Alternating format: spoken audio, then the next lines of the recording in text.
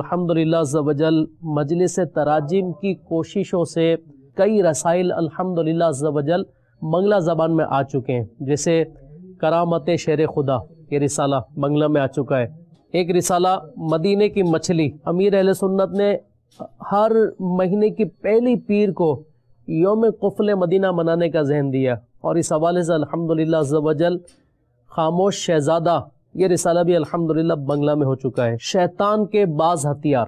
قرآن مجید پڑھنے والوں کے حوالے سے تلاوت کی فضیلت، آقا کا مہینہ،